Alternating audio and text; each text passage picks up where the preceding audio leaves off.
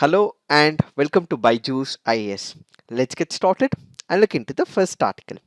The first article says pulling India's democracy back from the brink. The article here speaks about the principles of democracy and new problems that make it more difficult to achieve these principles. It speaks about deteriorating quality of democracy and impediments when it comes to execution of democracy. And it concludes with reforms and action plans with respect to the full execution of the democracy. Before we understand what this article is, we have had a similar discussion when it comes to democracy and the values of democracy. The link for the same will also be given in the description box, so kindly look into it. Let's try and understand what this article is trying to convey. When it comes to the nation, how is it tested? That is tested by the full execution of the political justice, social justice, and the economic justice. Our focus today would be on the political justice which is being discussed under this article. What is it about political justice? When we speak about democracy, what we have is an established relationship between the government as well as the citizens. When we go back to the making of the constitution, we have the constitutional makers. They have given us a duty, they have given us an obligation of what? A duty to execute what is called as the political will. What is this political will? We all go to the polling booth, we cast our vote. That is what is called as the political will, where we are electing a political candidate, we are electing a political party, and these political parties and representatives become our voice when it comes to the parliament. So what do? They have all the powers when they speak about the people of the country, and at the same time we have entrusted them the ownership of our rights, and at the same time the destiny of crores of people when it comes to India. So generally when we are speaking about this relationship between the government and the people, what we generally assume is that there is a check and balance when it comes to the government as well as the citizens. The government provides certain laws, it implements certain laws, and it keeps a check on the citizens of India. And at the same time, when you look at the citizens, they also keep a check on the government as well. They have pressure groups as well. They also make sure that the government is listening to the voice of the people, and every 5 years the government will be dissolved, and what we will have is the fresh elections. So generally it is believed that the government is keeping a check on the citizens are keeping a check on the government. But according to the author, this is not right, says the author. Why? That is because the author says the governments wield considerably more power over the government, says the article. Let me give you one of the important quotations. When we go back to the United States of America's president, he says that a great democracy has to be progressive or it will soon cease to be great, or a democracy, which was a quote given by the Theodore Roosevelt.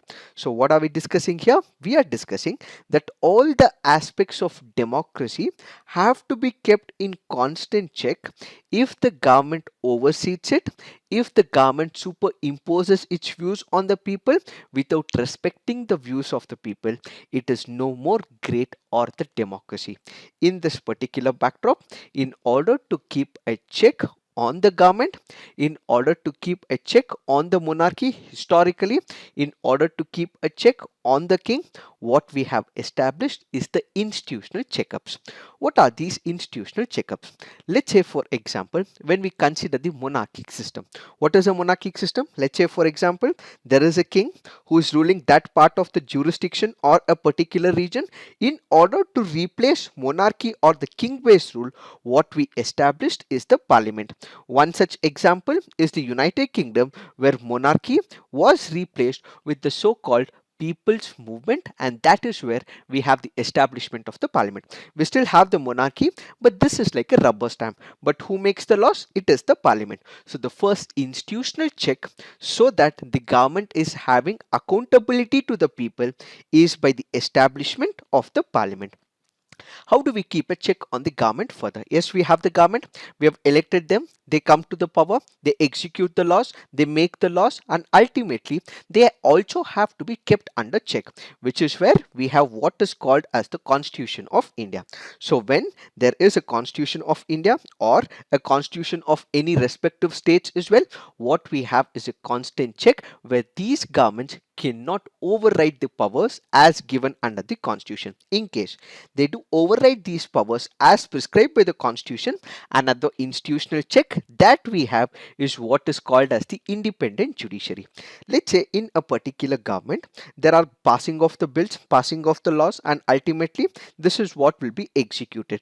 If this particular bill or this particular act is ultra vires the Constitution, not meeting the paradigm set by the Constitution, it is the independent judiciary which will strike down this particular legislation. Followed by this, we also require an independent press. What is the government doing? How is it doing? The voice of the people will have to reach the government. Government's objectives, intentions, manifestos, and political objectives will have to reach the people. Who is the major stakeholder in it? It is the fourth pillar of the democracy called as the independent press. So, in order to make sure that democracy is working effectively, what we require is the establishment of all these independent institutions. So usually when we speak about democracy, there is a particular analogy. What is that analogy? In case we have free and fair elections, people are casting their votes, we have periodic elections every 5 years, there is change of political parties, it is generally assumed that we have democracy. But the article says right to vote, where political parties change over a period of time, is not the only aspect of democracy, but instead every other institution which is set up by the Constitution, set up by the law books, that also have to be kept up, and the integrity of these institutions will have to be maintained and sustained, says this article. Let me give you one of the example. Let's say we have the Independent Election Commission of India, or let's say for example we have the Independent UPSC, which is also another institution, or let's say for example we have the information officers, that is Information Commissioner as per the Central Information Commission. In case there is an established government which is tinkering with the laws, making it very diluted such that everything depends on the executive power of the central government, it means that these institutional paradigms, institutional integrity is getting violated. So the article here says that it is not only about periodic elections, free and fair elections, you go and cast your vote, but it is also about the integrity of these institutions, says this article. In order to understand whether the integrity of all these institutions is maintained, sustained or not, what we have is some of the international organizations. These international organizations conduct a survey. They go to a particular respective countries, they collect number of statistics and surveys, and they come up with an index or a particular report whether democracy is actually performed in that particular country. Let's take the example of Freedom House. This is based in Washington DC, and we have another institution called as Varieties of Democracy Project, which is based in Gothenburg in Sweden. What do they basically do? They try and understand if democracy in that particular country is implemented as per the constitutions, as per the independent institutions that have been established, and they give out a particular report or a particular index where they also rate a particular country on the basis of ranking. How do they do it? That is through a methodology, that is through an indicator which is transparent in nature, and at the same time all these data sets that have been given by these institutes are also independent as well. Since these are put out in the public forum, since all the statistics are available on the websites, research and institution programs can be initiated, and at the same time other institutes would be able to verify whether these particular statistics are right or wrong. So what is the author trying to convey here? We have some established institutions, just like we have the Freedom House. These institutions have given statistics, let's say for example with respect to other countries, so have they given statistics and data with respect to India. When any other organization is eulogizing, praising India, we have accepted it. Let's say, for example, World Bank has told that India has been able to improvise on the ease of doing business. India has accepted this particular report and we have praised this well. But when there is a negative criticism about India, this is not about the country, but this is about certain democratic principles. It is about certain things which is not going right in India. In such a situation, we need not have to criticize that particular organization or that particular report, but instead ponder deep into the country and understand if there is something missing when it comes to the actual execution of the principles of democracy. So instead of taking this seriously, having the celebrities point out and tweet about this particular issue, what we have to do is to ponder deep rather than giving these peevish responses, says the author. Further, the author says that coach and press must also own up to their part in this particular debacle. Why? In the past, we have also discussed that when it comes to India, there has been a scenario about the master of the roster issue. There has been a scenario about the executive coach as well, that most of the judgments are going in favor of the executive. This is where the judiciary has to re-establish its authority and give judgments independently of the executive.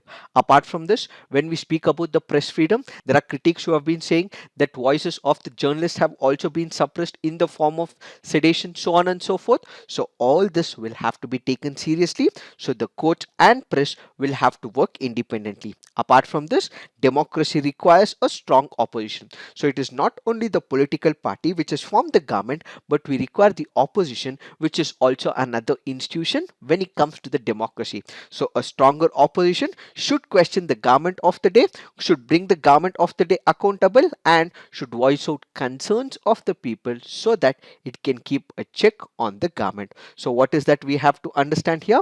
When it comes to India for the past 70 odd years, we have been able to show the world that we are able to resist the temptation of authoritarian regimes, and we have conducted periodic elections in a free and fair manner.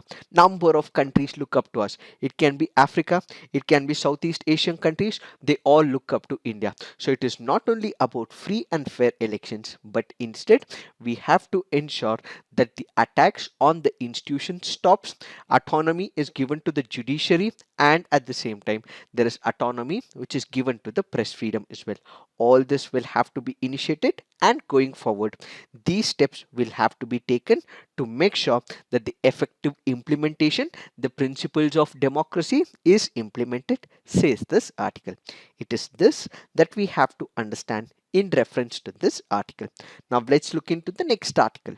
This article says aligning a missile deal with destination Manila.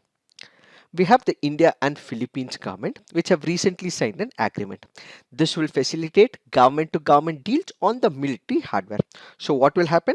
India has established contacts with Philippines where it is planning to export certain defense equipments to Philippines, and at the same time there is all likelihood that India may export BrahMos missile as well.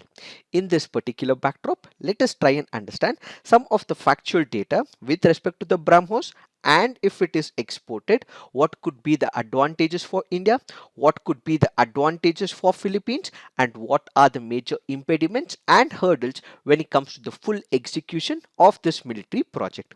First up, let's have a basic idea about the features of the BrahMos. Research and development of the BrahMos cruise missile began in the late 1990s. This is manufactured by BrahMos Aerospace Limited, which happens to be a joint venture between the Defense Research and Developmental Organization, which happens to be DRDO, and the joint stock company Military Industrial Consortium, which happens to be NPO Machino Stironia. Kindly excuse me if the pronunciation is wrong. And this happens to be the first supersonic cruise missile to enter the service. This particular cruise missile is capable of attaining a speed of Mach 2.8, almost 3 times the speed of sound, and it has a range of about 290 kilometers, and what is being conducted further is updates and version improvements where they're planning to increase the reach up to 400 kilometers as well. What is the significance of the BrahMos? Let's try and understand. There are two in nature. One, let's say for example, BrahMos is one of the important equipments. It has to hit one of the target. So let's say there is a particular target of a different country. This also has what is called as the air defense system. What is this air defense system? Let's say one of the missile is planning to hit a particular target. This air defense system will immediately understand that there is a target that is coming up and will immediately take up actions to destroy this particular missile. But what is happening with BrahMos? Because the speed of this particular BrahMos is at the speed of Mach 2.8, this defense system might not work because it is too fast for the interception. Apart from this, let's say there is one of the fighter jet that has entered into Indian airspace. So what will BrahMos do? The speed of the BrahMos is such that it would be able to hit this particular fighter jet immediately, and ultimately it will destroy the jet as well. This happens to be the significant factor when it comes to the BrahMos. Since the speed of it is comparatively too much as of now, it is working in supersonic. In the near future, there have been upgrades that are being conducted where it will be in the form of hypersonic speed as well. Once we have the hypersonic speed and the distance is increased to about 1500 kilometer, what we have is more lethal performance of this particular equipment. So what is the significance of this particular mission? This will augment the strength of the Indian military, and in case there are enemies who are planning to enter into the Indian airspace, their equipments or their fighter jets will be immediately destroyed. This is from the Indian side. From the international relations perspective, let's say we are planning to export it to another country. In that particular case, the credibility of India as a defense exporter, reliable defense exporter, will also upscale this well. How? Let me give you an example. Let's say for example, as of now, India does make its export to number of countries, but with this particular BrahMos sale, if it is happening with Philippines or with any other country in the near future, these countries will start importing all the defense manufacturing products from India, and at the same time India would also be able to export these equipments to another country. So the credibility of India as a defense exporter will start increasing.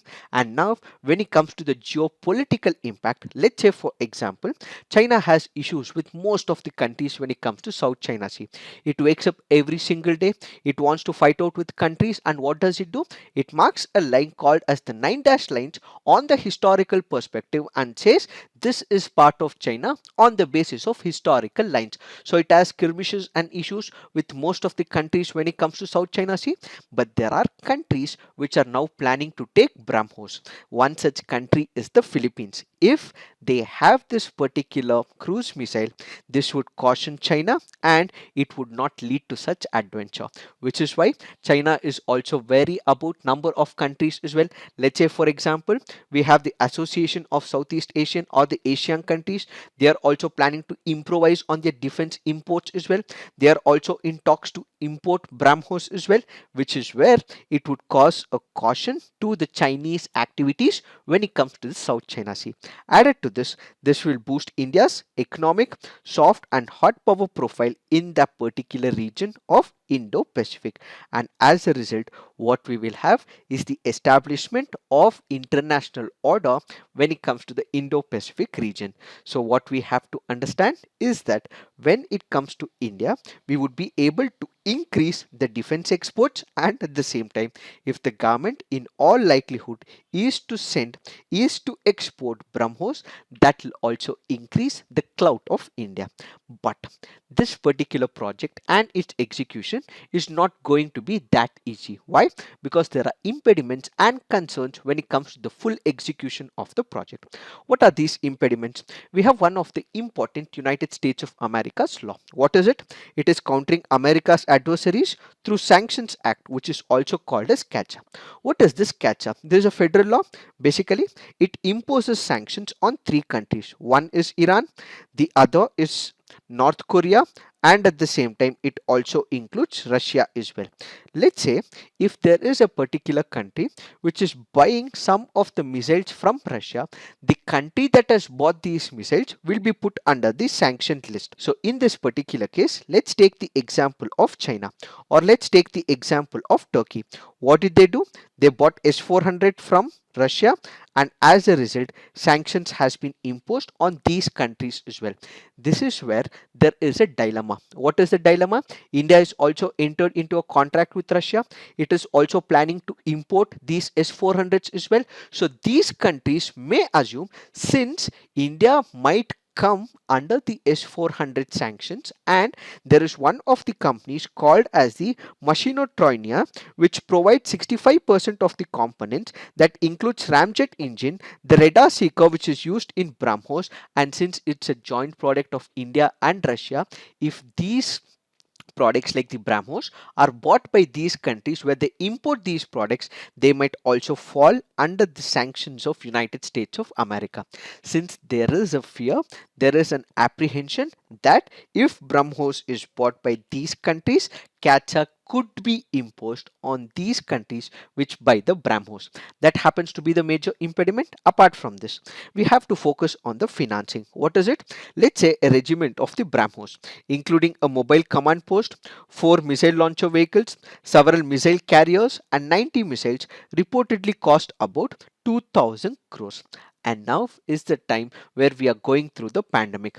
Countries may not be effective in providing this particular money. They might not be ready to spend huge amount of money on BrahMos, which means that India might not be able to export or send these BrahMos to another country.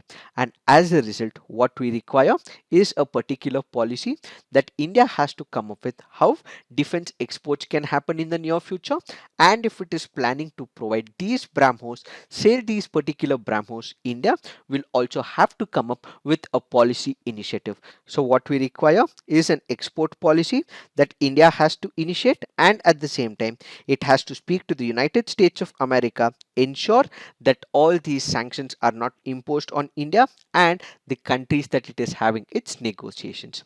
It is this that we have to understand in reference to this article. Now let's look into the next article. This article says looking beyond privatization.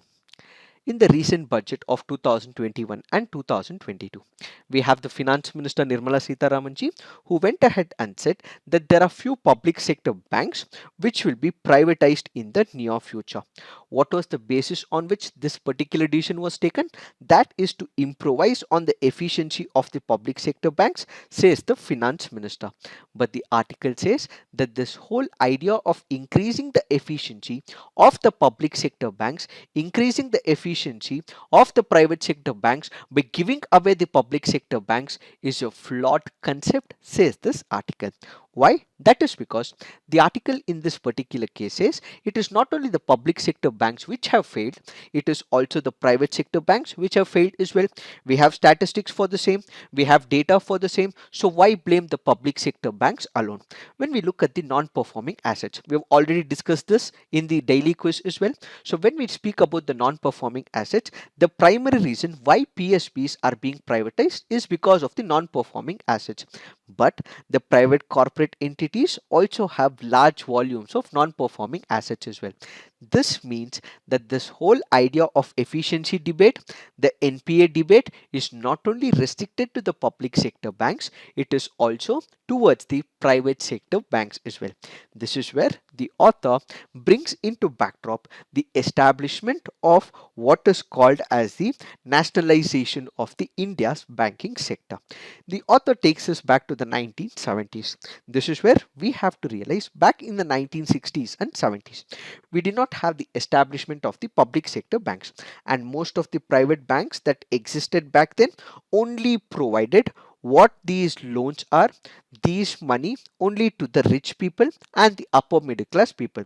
So who were the major sufferers? The downtrodden, the poor sections. This is where the privately owned banks which were taken up by the rich people, which provided loans to the rich and the upper middle class, was completely nationalized. So when we get into the statistics, nationalization of 14 private banks took place in 1969, followed by 6 more in 1980, and this transformed the banking sector, created jobs, extended credit to the agricultural sector, and also benefited the poor. This is where we have to understand one of the concepts which is called as the cream skimming. What is this concept of cream skimming? Let me explain this with the help of an example. Let's say there is one of the privately owned international bank. Let's say for example Citibank. When you see the operations of the Citibank, where is it currently present? It is present in all the urban areas. Let's say for example Delhi, let's say for example Mumbai, or in Bangalore, Chennai, Hyderabad, so on and so forth. So what does these private institutions or the private banks or those established by the foreign countries do is they mostly consolidate their operations only in the urban areas. So what should happen to the rural sections? What should happen to the poor sections? So when we speak about cream skimming, their major target is about the rich. Their major target is about the people who are able to pay back. But when it comes to the rural operations, they are not present. As a result, what we actually witness is that the urban areas will have excessive focus and the depreciation would be seen in the rural areas, which is where the author goes on to say that because of the nationalization and because of the public sector banks, what we have seen is boost when it comes to awarding the loans in the agriculture sector, generating employment, poverty alleviation plans, rural development, health issues, education, exports, infrastructure, women empowerment, small scale and medium industry, and also small and micro industries. When it comes to the privately owned, when it comes to all these foreign companies which are operating in India, they are primarily focused on the urban areas and they are primarily focused on the rich and the upper middle class, but who will give loans to all these sectors. This is where the public sector banks were able to provide loans and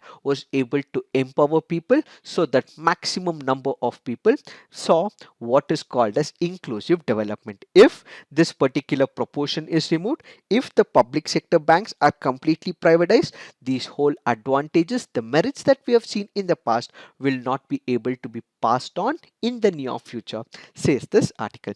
This is where he also provides some of the arguments as well. There were only 1833 bank branches in rural areas in the country in 1969. This increased to 33,004 by 1995 and continued to grow over the next decades. So the statistics once again clearly reveal that when it comes to operating in the rural areas, these established rural banks and the private sector banks opened more branches in the rural areas, which led to empowerment of number of sections as well as allied sectors. These banking services, when they were provided at the rural areas, it also provided economic opportunities. It provided employment opportunities to those people in the rural areas. It created infrastructural growth as well, and at the same time it also provided the what is called as the security of tenure for the people working in that particular sector. All that this was able to do is to create trust in the people, which is why they were able to increase and save when it comes to the banking sector.